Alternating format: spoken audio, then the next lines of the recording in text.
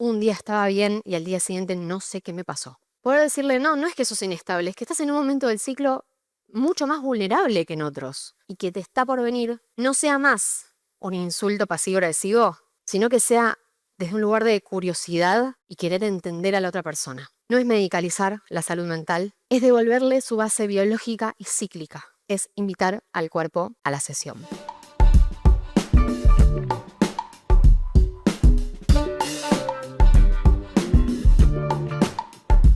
Gracias por la presentación. Mi nombre es Agustina Berberian, como mencionaron recién, soy médica y soy muy consciente de que soy médica en una sala de psicólogos, o sea, yo sé que estoy acá de visitante, lo sé. Pero la idea es que después de esta charla puedan irse y con que una persona después de acá googlee qué son los estrógenos, yo me voy muy feliz. Y un poco la idea también es acortar la brecha que a veces escucho en la clínica también entre, bueno, psicólogos, médicos, como si fuéramos rivales y justamente la idea no es esa para nada. Así que voy a arrancar.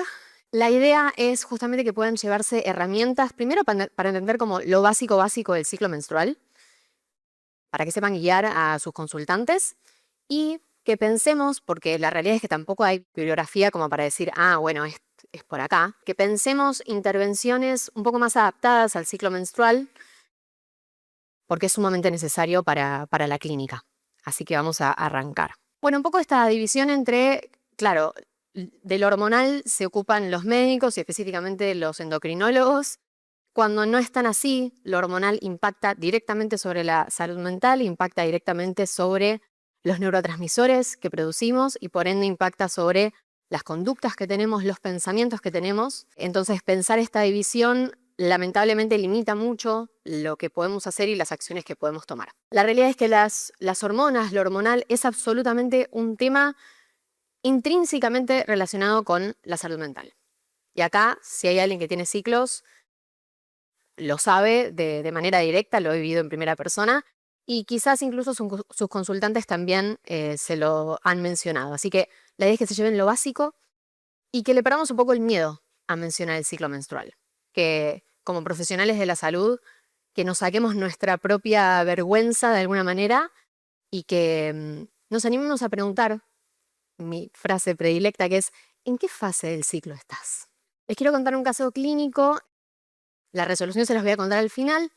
Es una paciente, vamos a llamarla paciente MB, de sexo biológico femenino, 32 años, que consultó conmigo en abril de este año por dos cosas. Por un lado, por un síndrome premenstrual, que lo puse entre comillas por un motivo, y porque notó que en su vida adulta tenía mucho menos deseo sexual que en la adolescencia y en otros momentos de la vida.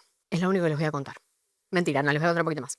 Un poco sobre ella, una persona que cuando tenía las herramientas y la estructura y las condiciones dadas, no tenía ninguna dificultad para estudiar, si el tema era de su interés. Dejó 3 carreras por la mitad, pero estoy segura de que si algún día elige retomar alguna va a ser brillante.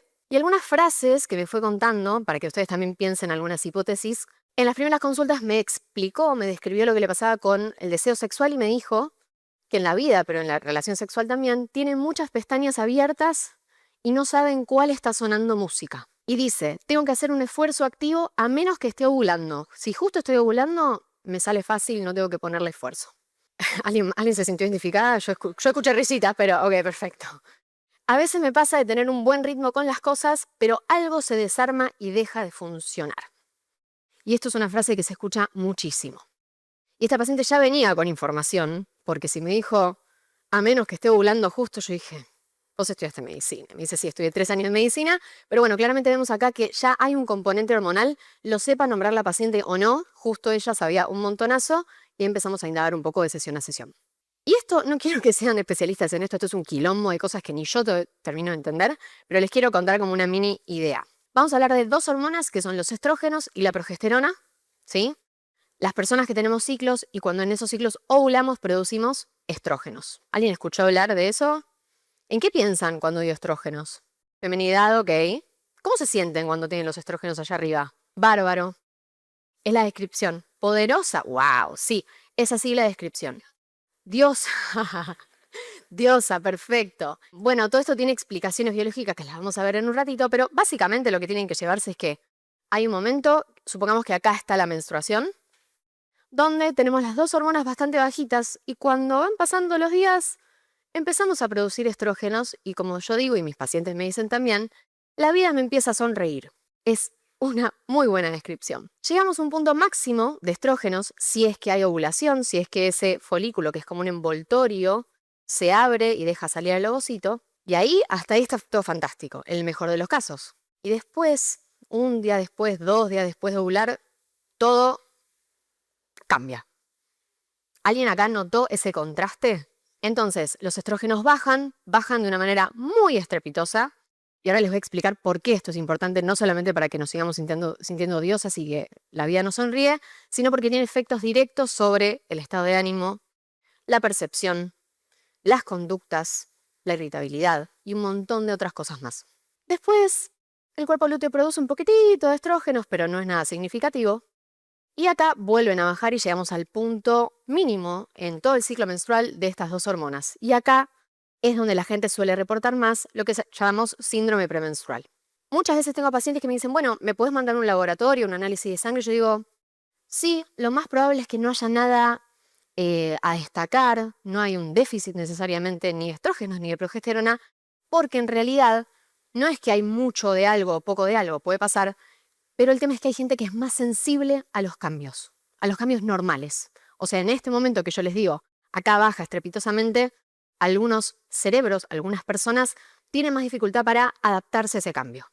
Entonces, sepan que quizás en un laboratorio está todo bien, pero la persona lo sigue viviendo de una manera sumamente, o sea, afecta muchísimo la calidad de vida. Entonces, ¿qué hacen los estrógenos? Para mí dijeron, la vida me sonríe, me siento diosa, y un poco a mí me gusta describirlo como que sentimos que nos podemos pasear solas. Como esa sensación de puedo todo, no necesito a nadie. Hoy voy a salir a la noche, mañana me junto con mis amigas, mañana al mediodía veo a mis abuelos y a la tarde me junto con otras amigas. Y creo que así puedo ir por la vida toda la vida. ¿Qué hacen básicamente los estrógenos? Los estrógenos dijimos que son una hormona. Y siempre, incluso en la carrera de medicina, lo pensamos como, bueno, hormona, sistema endocrino y ya. Y las hormonas modulan directamente cuántos neurotransmisores producimos. Entonces estamos hablando de efectos sobre el sistema nervioso central. Y eso es algo que yo puedo atestiguar que desde la medicina no le damos bola, pero afecta directamente la conducta. Si alguien acá sabe algo más de neurobiología, ya pueden ir pensando qué neurotransmisor, qué vía de transmisión está más modificada en algunas condiciones. Pero básicamente lo que hacen los estrógenos es aumentan la serotonina, aumentan la producción y sensibilidad a la dopamina y aumentan la disponibilidad de la adrenalina. Por eso nos sentimos tan bien. Por eso sentimos que nos podemos pasear solas. Pero todo lo que sube baja. ¿Y qué hace la caída de estrógenos o la falta de estrógenos cuando no ovulamos, porque no ovulamos en todos los ciclos? Justamente lo opuesto. Hace que la serotonina caiga, la dopamina caiga, la adrenalina caiga. Y el problema no es que caiga, sino la percepción, el contraste de un día estaba bien y al día siguiente no sé qué me pasó. Porque la gente lo describe así. Y si alguien tuvo ciclos acá, notó que venía una semana espectacular y después todo distinto. Entonces pasamos de ser las que nos paseamos solas a no querer saber nada, a tener dificultades quizás con tareas domésticas, tareas cotidianas, a tener falta de concentración, a estar mucho más irritable y ya irán pensando en otras cosas. Y les quiero contar de 3 situaciones que me parece importante que se lleven también, porque no todo es lo mismo cuando hablamos de hormonas. Por un lado vamos a hablar de síndrome premenstrual. No sé si llega a ver, bueno, espero que la gente del fondo lo vea, pero acá estamos hablando del momento de ovulación, es el puntito verde.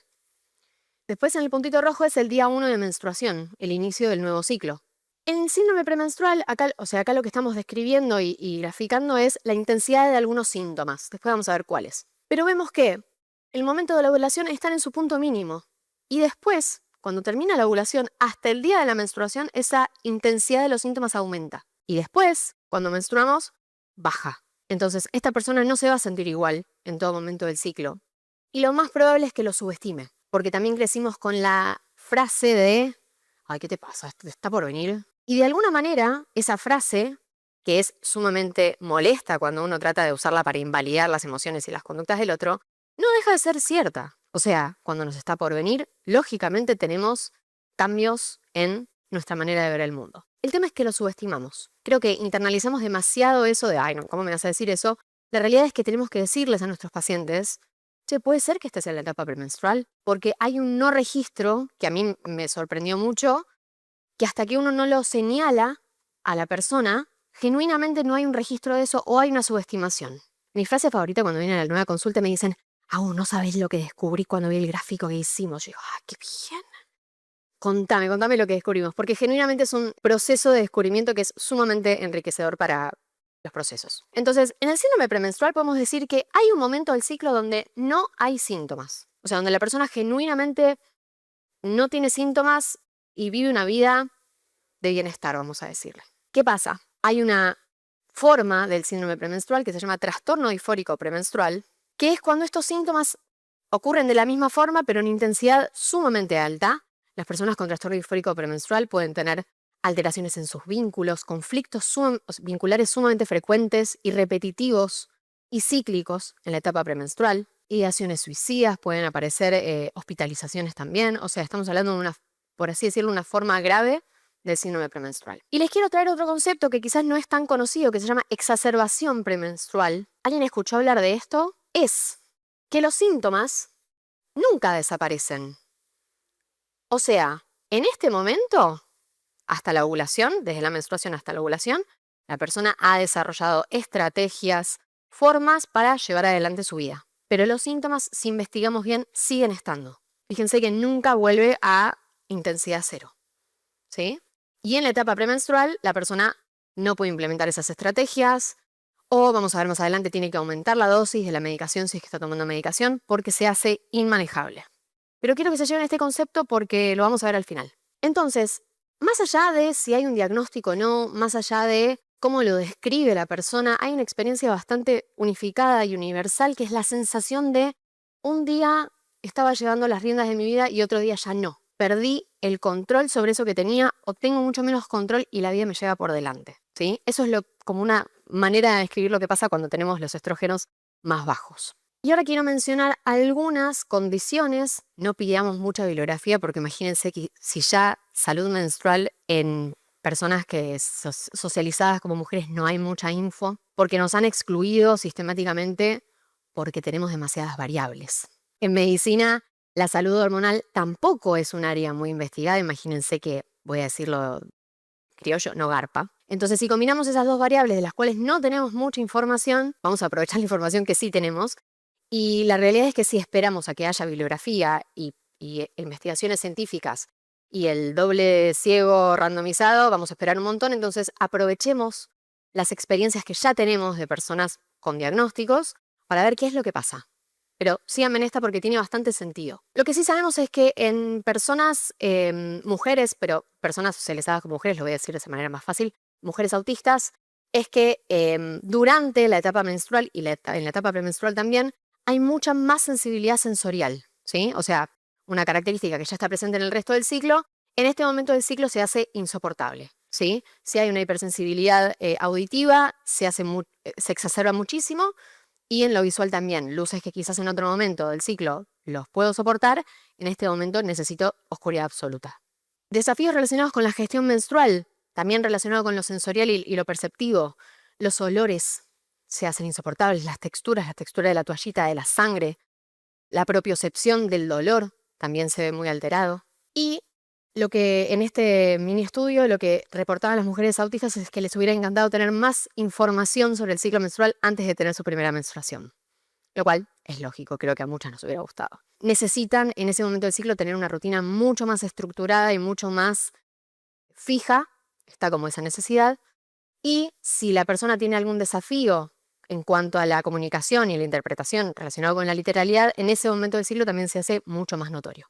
Ciclos y TDAH. Bueno, lo mismo, características propias de cada condición se exacerban o la persona no tiene los estrógenos para que sean manejables. Lo que dicen las personas es que tienen mucha más inatención en este momento del ciclo, mucha más hiperactividad mental, mucha más disfunción ejecutiva. La desregulación emocional, que es un aspecto de TDAH que creo que no tenemos lo suficientemente en cuenta, se ve absolutamente acrecentado, también pueden haber conflictos vinculares por eso, y también muchísima más impulsividad. En cuanto a trastornos del estado de ánimo, lo que sí sabemos es que esa disminución de serotonina también predispone a estado de ánimo más bajo, más dificultad para cumplir tareas diarias, que está relacionado también con la disfunción ejecutiva. Algo interesante que me parece importante tener en cuenta es que si bien no hay bibliografía suficiente con respecto a esto, algunas personas antes de esta etapa del ciclo, en la etapa ovulatoria, también reportan más impulsividad, menos tiempo en el que toman una decisión de la cual quizás después se arrepienten. Investigué también sobre la bibliografía que está relacionada con trastorno bipolar y tampoco hay suficiente información, pero me parece importante como entablar esta charla y preguntarles a sus pacientes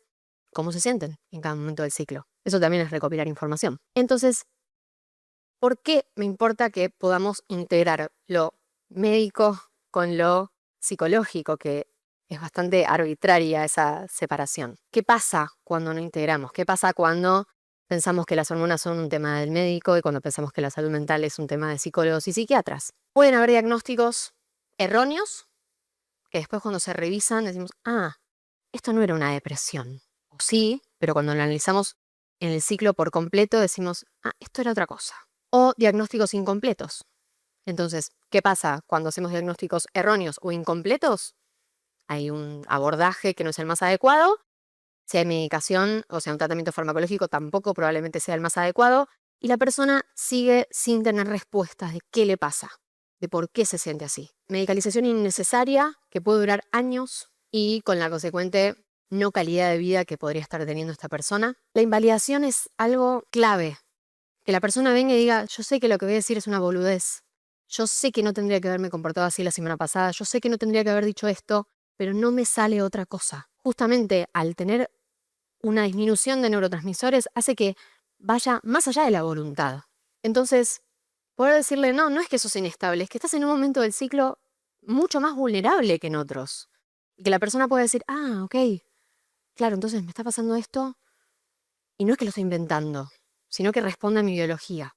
Entonces, les propongo a ustedes que vayan y saquen la charla. Háblenlo con quien sea hasta que la palabra menstruación y ciclo menstrual no sea vergonzoso decirlo. Primero lo tenemos que decir entre nosotros y después, cara de póker, ¿en qué momento del ciclo estás? ¿Te está por venir? Y que te está por venir no sea más un insulto pasivo-agresivo, sino que sea desde un lugar de curiosidad y querer entender a la otra persona.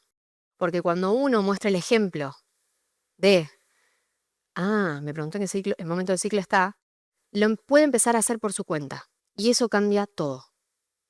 Porque a partir de ahí lo ponemos en perspectiva y cambiamos la conducta. Por otro lado, si no integramos, pensamos justamente que el cuerpo corresponde a la consulta médica y que la mente, el cerebro, corresponde a la consulta psicológica y ya sabemos que esto no es así. Entonces, incluir al cuerpo en los espacios, en todos los espacios terapéuticos, pero en los espacios de psicoterapia también es sumamente importante. Hoy en día con tantas líneas y tantas investigaciones que hay en cuanto a incorporar al cuerpo en terapias somáticas, me parece esencial empezar a hacerlo sea cual sea el tipo de abordaje que elegimos aplicar. Traerlo al cuerpo es parte, no solamente la charla y lo cognitivo. Y justamente algo que escucho mucho es que si no sabemos en qué momento del ciclo está esta persona, no podemos ajustar nuestras intervenciones, porque pensamos que la persona, o suponemos que la persona está todos los días, cada vez que la vemos está en el mismo momento, y no es así. Entonces, les doy un ejemplo.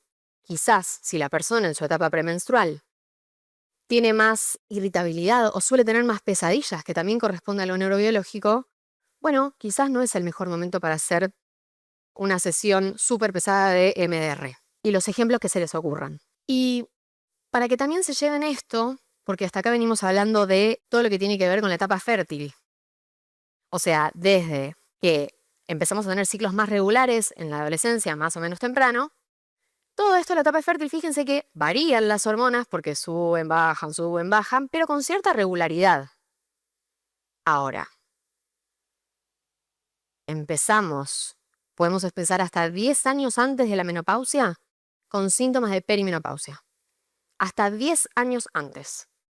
Y lo que en un momento era regular, caótico pero regular, deja de serlo y fíjense lo que pasa. Las líneas rosas son los estrógenos. Un ciclo ovulamos, otro ciclo no ovulamos, otro ciclo súper largo, otro ciclo súper corto. Y acá es donde empieza el caos real. Porque si esta persona en la etapa fértil de alguna manera logró sus estrategias para tener una vida más o menos ordenada, acá empieza a haber lío. Entonces, sabiendo que puede ser hasta 10 años antes, preguntémosle a nuestras pacientes, ¿puede haber algo de esto también? Entonces, para cerrar, algunas estrategias que quiero dejarles, que es registrar el ciclo menstrual como parte de la anamnesis. Así como le preguntamos un montón de cosas a nuestros pacientes, preguntar, ¿tenés ciclos regulares? ¿En qué momento del ciclo estás? Preguntarlo con total tranquilidad y calma y como una manera de ejemplificar justamente lo que queremos que haga por su cuenta. Y de esa forma podemos ver, bueno, cuáles son los síntomas más molestos, cuáles son los más predominantes o para los cuales tenés menos herramientas. Y hay distintas maneras de registrar el ciclo. Puede ser una aplicación, puede ser escrito, como quieran, pero esta me parece una manera bastante divertida y visual de poder graficar esto. Y si tenemos alguna sospecha diagnóstica, bueno, registrar estos síntomas más que estos otros. Después poder sacar conclusiones. Otra estrategia, esto de vuelta, no hay bibliografía que lo respalde, pero es algo que me encantaría que se lleven. ¿Qué pasa si hacemos una evaluación diagnóstica en un momento del ciclo y en otro? Una propuesta en distintos países está haciendo qué pasa si hacemos las evaluaciones diagnósticas en la etapa premenstrual, en la etapa lútea. Porque al final del día no vamos a tener estrógenos toda la vida. Y lo más representativo es la fase lútea, la fase premenstrual. Y además, ovular es un proceso que requiere energía y es un proceso que requiere que no estemos estresadas. Entonces, si contamos con eso para hacer las evaluaciones diagnósticas, más de una persona tendrá un diagnóstico que hoy en día no tiene.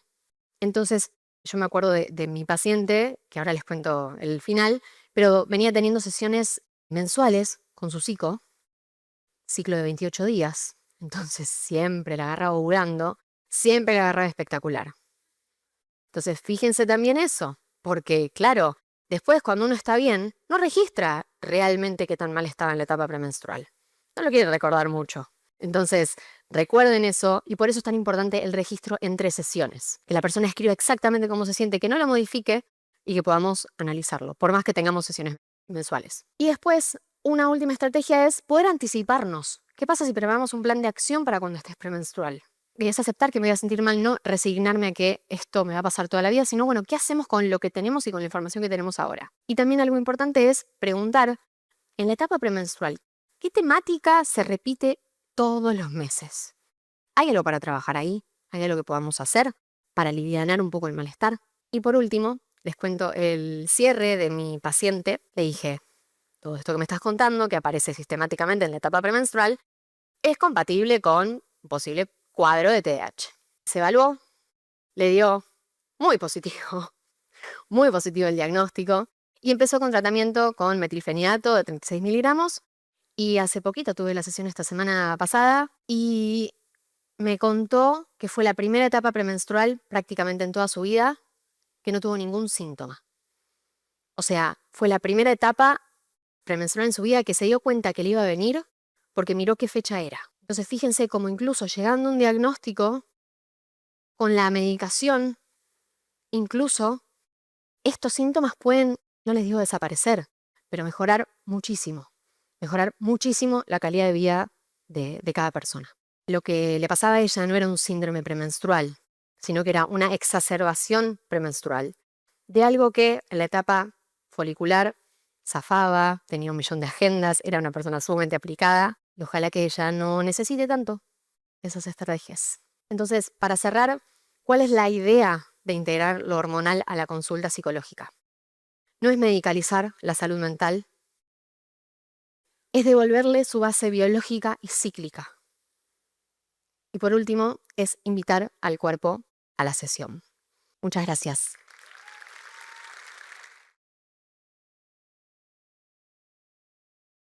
Cuando se toman anticonceptivos, ¿en qué influye? Hermosa pregunta. Resumiéndolo, básicamente depende de cada anticonceptivo. No todos los anticonceptivos son indicados para, por ejemplo, síndrome premenstrual.